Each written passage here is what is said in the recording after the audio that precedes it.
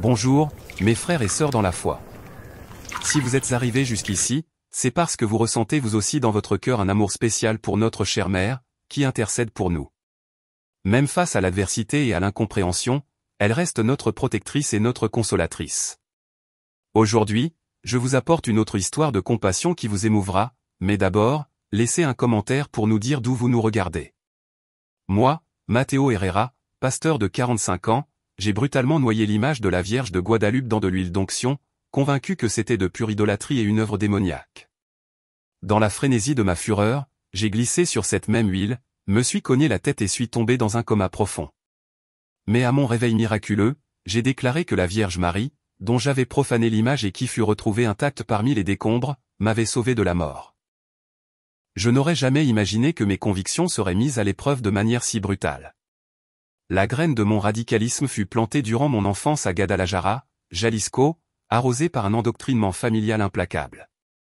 Mes parents, fervents évangéliques d'une ligne plus rigide, enseignaient que la vénération des images, en particulier celle de la Vierge de Guadalupe, était la plus pure idolâtrie, une déviation dangereuse, une porte grande ouverte à l'action du démon. Je grandis avec la certitude inébranlable que ces statuettes étaient des abominations, des objets de superstition qui devaient être combattus. Cette croyance fut le pilier de ma foi et de la fureur qui me consumerait pendant des décennies, validée par chaque pasteur et leader que je rencontrais. Ma soif de connaissance, paradoxalement, me mena à approfondir davantage cette tranchée antimariale. J'entrai au séminaire théologique Vérité et Vie, cherchant les vérités qui valideraient ma foi. Là, je trouvais des mentors et des textes qui, sous un vêtement académique irrationnel, renforçaient chaque précepte familial. La vénération de la Vierge était disséquée comme un phénomène de paganisme syncrétique, une idolâtrie médiévale qui dénaturait la pureté du christianisme biblique. Les professeurs démystifiaient chaque apparition et miracle attribué à la Vierge, les classant comme de simples superstitions, de l'hystérie collective ou des manifestations démoniaques déguisées. J'absorbais tout cela comme une éponge, me sentant de plus en plus pourvu de preuves scientifiques et de raisons pour combattre ce que je considérais comme une erreur grossière. Ma conviction n'était plus seulement émotionnelle, elle avait maintenant un poids intellectuel, une validation académique qui me transformait, dans mon propre esprit, en un croisé de la vérité. Ces années d'études transformèrent la fureur latente en un dogme personnel. J'avais le devoir de libérer les gens de ce mensonge marial.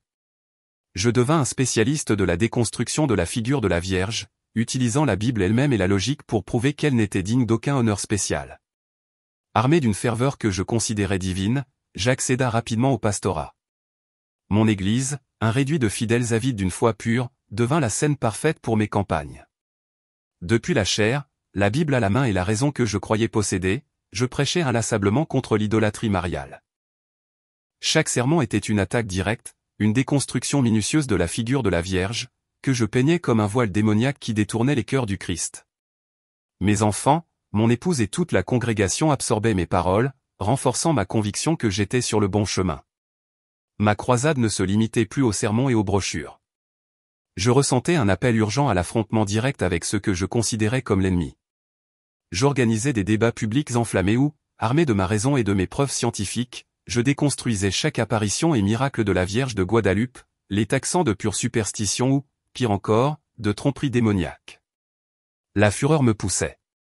Il n'était pas rare qu'en mission d'évangélisation, mon équipe et moi rencontrions des images de la Vierge.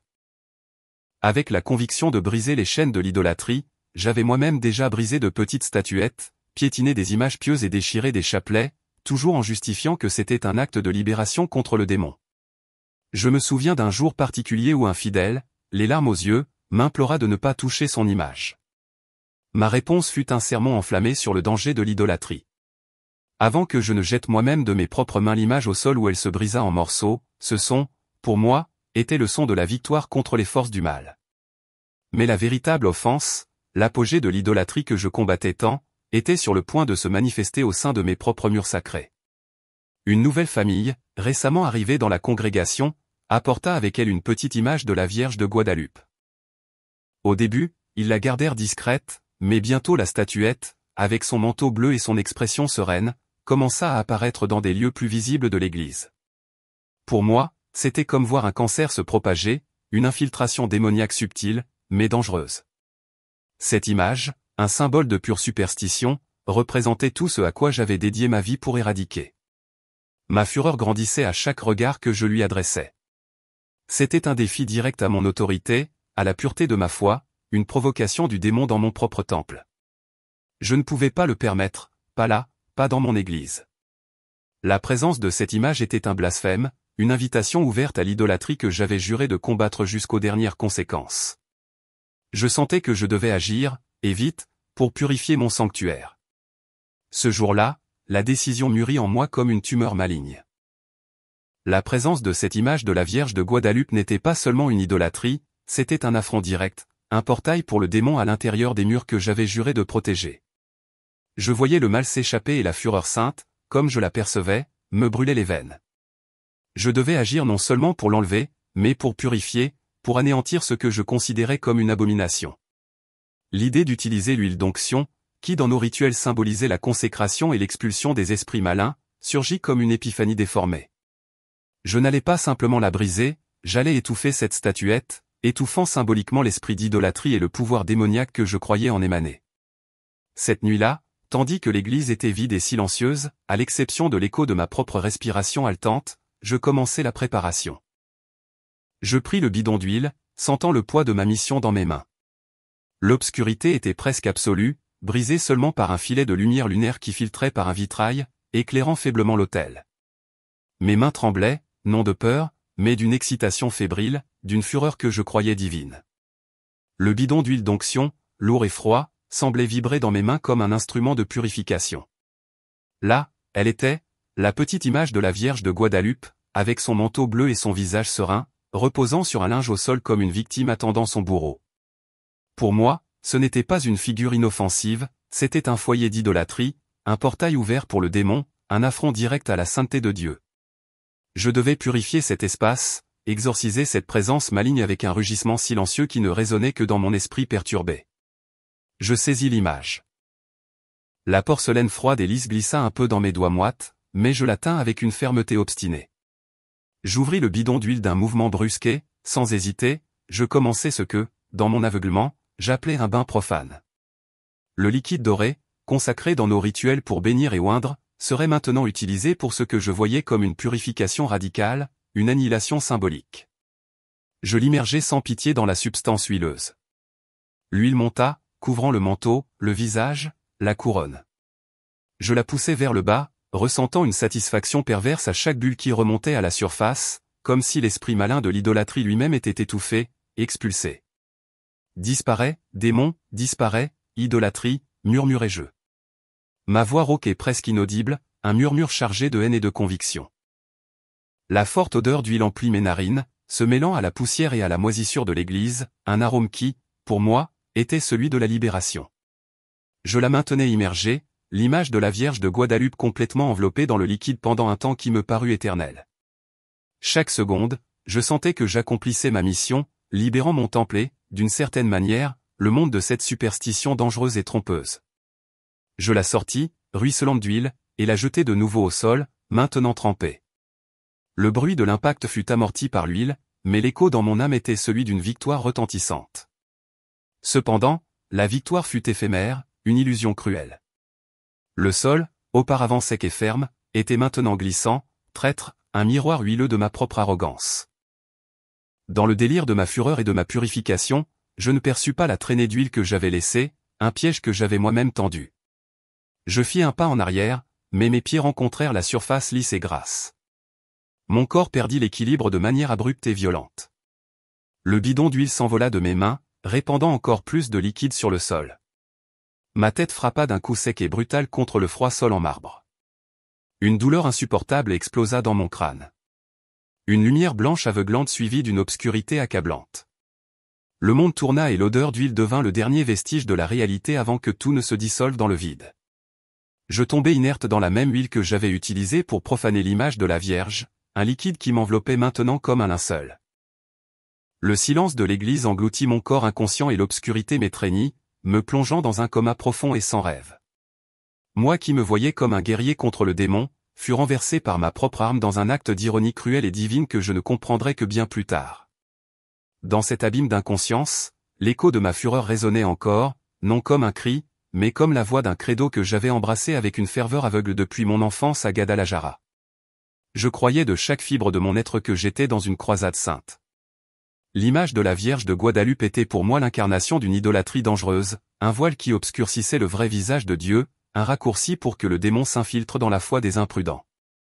La douleur atroce céda la place à un vide glacial, une obscurité qui n'était pas celle de l'Église renaissée, mais celle de l'abîme de l'inconscience. Le monde se dissipa en un bourdonnement lointain, puis plus rien. Moi, le pasteur Matteo Herrera, qui me voyait comme un héros de la vérité contre l'idolâtrie et le démon, fut englouti par mon propre piège. Ma chute fut une embardée d'arrogance, un choc brutal entre ma conviction inébranlable et la réalité implacable. La raison et les preuves scientifiques que je prêchais tant ne purent me sauver du froid sol. J'y gisais, un monument à ma propre cécité. Le silence de l'Église renaissait, qui auparavant semblait juger, fut brisé par les cris de découverte. Ce fut Doña Carmen Pérez, la concierge, qui me trouva le lendemain matin. Son cri, un son strident d'horreur, déchira le silence, résonnant à travers les nefs et atteignant la rue de Mexico. Elle vit mon corps inerte, étendu sur le froid sol, trempé dans la même huile d'onction que j'avais utilisée pour ma purification. À mes côtés, entre le bidon d'huile renversé et les quelques débris d'un vase de fleurs que j'avais fait tomber, l'image de la Vierge de Guadalupe reposait intacte, son manteau bleu immaculé, son visage serein observant la scène chaotique. Pour Doña Carmen Pérez, une catholique dévote, c'était un signe, un miracle silencieux qui défiait toute raison. La sirène de l'ambulance et de la police déchira bientôt l'air du matin à Mexico, apportant une tempête d'activité. Les paramédicaux coururent évaluant la gravité du traumatisme crânio-encéphalique. L'odeur d'huile d'onction mêlée de sang et de désespoir flottait dans l'air. Mon épouse Isabelle Flore et mes enfants arrivèrent, leurs visages contorsionnés par le choc et l'incrédulité. Voir l'homme qui avait toujours prêché avec tant de véhémence contre l'idolâtrie et le démon gisant inconscient au milieu d'une mare d'huile et avec l'image de la Vierge de Guadalupe intacte à quelques centimètres, c'était une scène qui défiait la compréhension. À l'hôpital, le diagnostic fut brutal, coma profond. Mon corps, auparavant si vibrant en chair, était maintenant une masse inerte, connectée à des tubes et des machines qui bourdonnaient monotonement. Moi qui avais tant parlé de preuves scientifiques pour démasquer la superstition, dépendais maintenant de la technologie médicale la plus avancée pour survivre. La nouvelle se répandit comme une traînée de poudre. Dans l'église renaissée, la congrégation était en effervescence. Des murmures sur ce qui s'était passé, si c'était un accident et cette image se mêlait à des prières confuses. Certains voyaient la main du démon dans l'incident, une attaque contre le pasteur. D'autres, plus sceptiques, questionnaient l'étrange coïncidence de l'image intacte. Pendant ce temps, j'étais dans mon propre labyrinthe silencieux. Il n'y avait ni douleur, ni lumière, ni son, seulement un vide absolu, une obscurité sans fin qui engloutissait toute trace de conscience. Moi, l'homme de raison, étais maintenant au-delà de toute logique, dans un état où le temps et l'espace n'existaient pas. Mes pensées, mes convictions, ma fureur contre la Vierge de Guadalupe, tout était réduit au silence. Le monde extérieur, avec sa confusion et son désespoir, était une réalité distante, inaccessible. Mon corps, une coquille vide, luttait pour la vie tandis que mon esprit naviguait dans un océan de rien, un purgatoire particulier où l'idolâtrie et le démon étaient des concepts sans signification, c'était le prix de mon aveuglement. Un silence forcé qui me préparait à une vérité que je n'aurais jamais imaginée. L'image intacte attendait mon réveil. Isabelle Flore, mon épouse, une femme d'une foi inébranlable, vit son monde s'écrouler. Habituée à me voir comme le pilier de la raison et de la vérité évangélique, elle me voyait maintenant inerte au bord de la mort. Ses genoux, auparavant pliés en prière de gratitude et de louange, se pliaient maintenant en supplication désespérée. La congrégation de l'Église renaissait, que je dirigeais d'une main de fer contre l'idolâtrie et ce que nous considérions comme le démon du catholicisme, était sous le choc. Des chaînes de prière se formèrent, des jeûnes furent déclarés, et le nom de Jésus était clamé avec une intensité frisant la frénésie.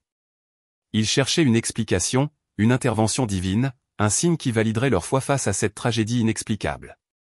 Mais le vide commença à s'installer. Les prières ferventes résonnaient dans les murs de l'hôpital, mais la machine de maintien en vie continuait de bourdonner, indifférente. Les médecins parlaient de traumatisme crânio-encéphalique sévère, de pronostics sombres, de preuves scientifiques qui ne pliaient pas devant la foi aveugle.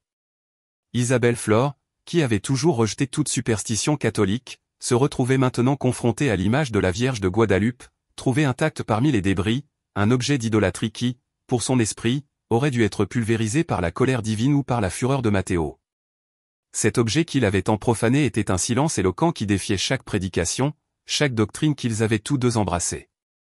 Les pasteurs amis tentaient d'offrir du réconfort, mais derrière les mots d'encouragement se cachait une perplexité croissante.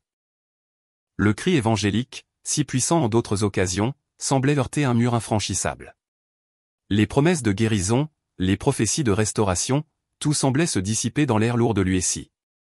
Leur foi, auparavant si solide, commençait à être mise à l'épreuve non pas par un ennemi externe, mais par l'absence d'une réponse claire, par le silence d'un Dieu qui semblait ne pas se manifester comme à l'accoutumée. Le vide des réponses était assourdissant. Les jours s'étiraient, se transformant en semaines, et le silence de l'USI n'était interrompu que par le bip constant des machines, une horloge implacable qui marquait le temps à l'encontre de l'espoir. Les médecins, avec leur voix chargée d'une raison froide et de preuves scientifiques irréfutables, présentaient des bulletins quotidiens qui écrasaient toute lueur d'optimisme, trauma crânien sévère, dommages cérébraux irréversibles, pronostics sombres. Les mots résonnaient dans l'esprit d'Isabelle Flore, chacun d'eux un coup qui la poussait vers un abîme de désespoir. Matteo Herrera, l'homme qui avait tant prêché contre la superstition et l'idolâtrie, gisait maintenant à la merci de la science, qui semblait impuissante à inverser son destin. À chaque visite, l'odeur d'antiseptique et la vision de son corps inerte renforçaient la dure réalité. La foi de la congrégation commençait à faiblir. Où était le miracle qu'il réclamait tant? Le scepticisme que Matteo avait tant cultivé envers d'autres croyances se retournait maintenant contre la propre foi de son peuple. Isabelle Flore sentait le poids du monde sur ses épaules, partagé entre la loyauté envers son mari et le doute croissant. Les prières auparavant ferventes se transformaient en murmures hésitants. La limite humaine de la résistance était mise à l'épreuve sous sa forme la plus cruelle. L'image de la Vierge de Guadalupe, intacte dans l'église renaissée, était un mystère qu'elle refusait même d'envisager, un objet de profanation qui, paradoxalement, semblait défier toute logique. Le démon, que Matteo avait tant combattu, semblait avoir vaincu, non par le feu et le soufre, mais par le silence et l'inaction, les menant au point de rupture, où la foi se heurtait brutalement à la réalité clinique. Ce fut au milieu de ce désespoir paralysant qu'une figure inattendue apparut, une dame âgée, un rebozo couvrant ses cheveux gris et un discret chapelet entre les mains. Elle s'approcha d'Isabelle Flore dans le couloir de l'hôpital. Ses yeux, d'une douceur profonde, irradiaient une compassion qui semblait transcender la douleur et le jugement, un faible phare dans l'obscurité de son tourment. « Mon nom est Helena, ma chère. Je suis bénévole ici, dit-elle d'une voix douce comme un baume, sans aucune trace de la superstition qu'Isabelle avait appris à craindre. Il n'y avait pas de curiosité morbide, ni la pression d'un endoctrinement, juste une présence sereine, une étreinte silencieuse dont Isabelle, épuisée et isolée, ne savait pas qu'elle avait besoin. Helena ne posa pas de questions sur la foi de Matteo, ni sur l'incident à l'église, ni sur l'idolâtrie que son mari combattait tant. Elle offrit seulement une tasse de thé chaud et une oreille attentive, sans mots, mais avec une empathie qui désarma l'armure d'Isabelle, couche par couche. Ce visage qui, en d'autres circonstances, aurait été celui d'une idolâtre à éviter, fut le premier à offrir un réconfort sincère, sans rien demander en retour, un contraste saisissant avec le vide des promesses non tenues et la froideur de la raison médicale. À cet instant, l'ombre de la compassion d'Helena était plus réelle que n'importe quelle preuve scientifique, plus réconfortante que n'importe quelle prédication. Isabelle sentit un nœud dans la gorge. Cette dame Helena, avec sa simplicité et sa bonté, était l'antithèse de tout ce qu'elle et Matteo prêchaient. Une catholique, une idolâtre à ses yeux, offrant le seul réconfort réel dans des jours de désespoir absolu. Les prières de la congrégation évangélique, autrefois un cœur puissant, semblaient maintenant vides, incapables de pénétrer l'obscurité qui l'enveloppait. Les médecins, avec leurs preuves scientifiques et leurs raisons implacables, continuaient de prononcer des sentences de mort cérébrale. La superstition qu'ils combattaient tant semblait maintenant avoir plus d'humanité que la froideur de la logique et l'inefficacité de la foi qu'ils professaient. L'esprit d'Isabelle Flore tournait en un tourbillon. Comment tant d'amour et de compassion pouvait-il venir de quelqu'un qui, selon la doctrine de Matteo, était emprisonné dans l'idolâtrie et sous l'influence du démon? Helena ne parlait pas de doctrine, de condamnation, de purification. Elle parlait de foi, d'espoir, d'une mère qui intercède, et pour autant qu'Isabelle tenta de le rejeter, les mots de cette femme résonnaient avec une vérité que sa propre foi, à ce moment-là, ne parvenait pas à offrir. Le scepticisme que Matteo lui avait inculqué concernant tout ce qui n'était pas sa propre interprétation de la Bible, commençait à s'effondrer. L'image de la Vierge de Guadalupe, que Matteo avait profanée avec tant de fureur et qui gisait intacte parmi les débris de l'église renaissée, était un fantôme silencieux, une accusation muette qui flottait sur tout. Elle se souvenait des paroles de Matteo, de ses prédications enflammées contre la reine du ciel, contre l'adoration des images. Mais maintenant, dans l'abîme de sa douleur, la figure sereine de la Vierge, si méprisée par eux, semblait la seule chose qui ne s'effondrait pas. La raison d'Isabelle, entraînée à démanteler toute erreur catholique, était à bout de souffle. Elle se surprit à penser à l'image intacte, à la compassion d'Héléna, à l'absence d'un miracle évangélique. Une prière interdite, commença à se former dans son esprit. Un murmure hésitant qui défiait des décennies d'endoctrinement. C'était la voix du désespoir, oui, mais aussi la voix d'un espoir qui ne trouvait écho nulle part ailleurs. Isabelle Flore était au bord de l'effondrement. Le vide des promesses, le bourdonnement incessant des machines, la froideur de la raison médicale qui condamnait Matteo à la mort. Ses genoux, qui ne s'étaient toujours pliés que pour Dieu, tremblaient maintenant d'une tentation nouvelle et terrible. La compassion d'Héléna, la catholique idolâtre, avait ouvert une brèche dans son armure de certitude. Et l'image de la Vierge de Guadalupe, que son époux avait profanée avec tant de fureur et qui gisait intacte parmi les débris de l'église, était un spectre silencieux, une accusation muette, mais aussi une promesse voilée d'un miracle que sa propre foi ne parvenait pas à offrir. Elle s'éloigna du couloir de l'hôpital, cherchant l'intimité d'un petit jardin intérieur. Les mots de Matteo, ses prédications enflammées contre la reine du ciel, contre l'adoration des images, résonnaient dans son esprit comme un cœur de condamnation. C'est de l'idolâtrie, Isabelle, c'est le démon qui se déguise, rugissait-il. Mais le démon qu'elle voyait maintenant était la mort imminente de son mari, l'impuissance de sa foi, le silence assourdissant du ciel. Les mains tremblantes, Isabelle Flore ferma les yeux. Il n'y avait ni bougie, ni chapelet, ni image. Seulement l'obscurité de ses paupières et l'abîme de son désespoir. « Vierge Marie » murmura-t-elle. La voix presque inaudible, un son étrange et interdit sur ses propres lèvres. Le mot semblait lui brûler la langue. Un acte de trahison envers tout ce qu'elle croyait. « Si tu es réel, si tu peux faire quelque chose, s'il te plaît. » Les mots l'étouffèrent. C'était un cri silencieux, une supplication arrachée à son âme déchirée. Elle se sentait souillée, une traîtresse. Mais la vie de Matteo valait plus que toute doctrine, toute raison, toute preuve scientifique qu'elle avait jamais défendue. « Sauve mon époux Vierge de Guadalupe » implora-t-elle. Les larmes chaudes coulant sur son visage. « Quoi qu'il en soit, je te le demande, je t'en supplie. Sauve Matteo du coma. » C'était la reddition d'une vie de scepticisme et de superstition auto-imposée, un cri interdit qui brisait les chaînes de son ancienne foi, ouvrant un portail vers l'inconnu. Dans l'abîme du coma, je flottais dans un vide sombre et dense. Il n'y avait ni temps ni espace, juste un silence oppressant qui semblait engloutir ma propre existence, mes prédications, ma raison, ma certitude que tout était explicable par des preuves scientifiques ou par la doctrine de ma foi. Tout s'est réduit en poussière dans ce limbo. J'étais rien, un fragment de conscience à la dérive, sans corps, sans voix, sans la fureur qui m'avait poussé à commettre l'acte sacrilège contre l'image de la Vierge de Guadalupe. Ce fut alors que, de nulle part, une faible lumière douce et bleutée commença à percer l'obscurité. Ce n'était pas une lumière agressive, mais une lueur délicate, comme celle d'un lever de soleil lointain qui s'étendait lentement, réchauffant le froid glacial qui m'enveloppait. Une chaleur inhabituelle, un réconfort que je n'aurais jamais imaginé ressentir, commença à émaner de cette lumière, m'enveloppant comme une étreinte. Et avec la chaleur vint un son, non pas de mots, mais d'une mélodie silencieuse qui résonna directement dans mon âme. Et alors elle apparut au centre de la lumière bleue. Une figure se matérialisa, dissipant les dernières ombres. C'était une femme brune, jeune, enveloppée d'un manteau bleu qui irradiait la même douce lumière. Son expression sereine et maternelle était d'une beauté qui transcendait toute image que j'avais vue. Et ses yeux, profonds et compatissants, me regardaient sans jugement.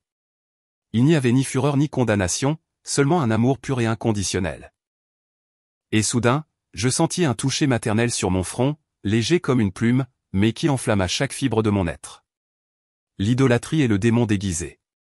La voix de mon passé cria dans mon esprit, un écho lointain de mes propres prédications.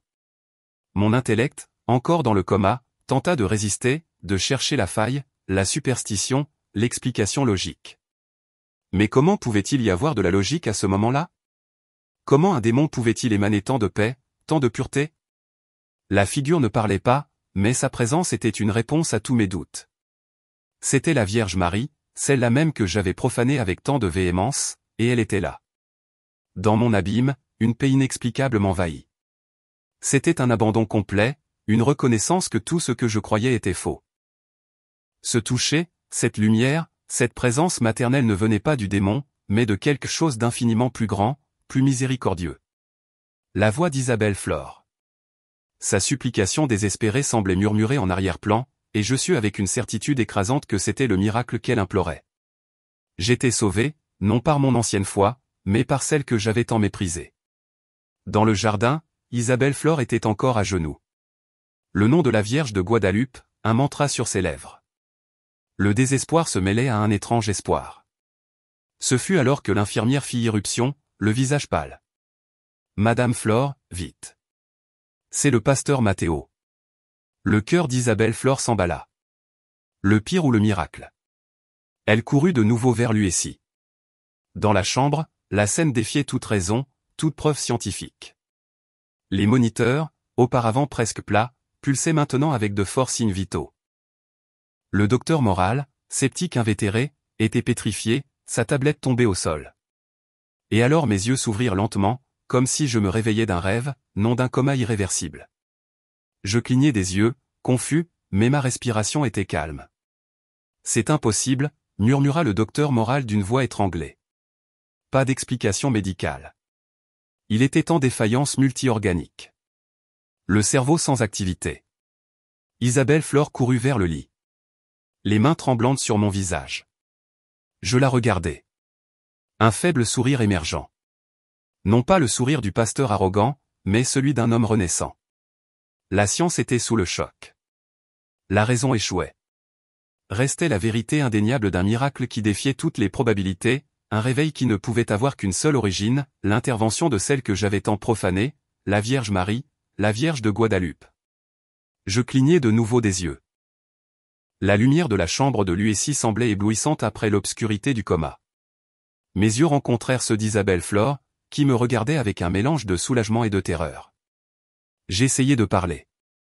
La gorge sèche, la voix un murmure rauque. De l'eau, balbutiai-je.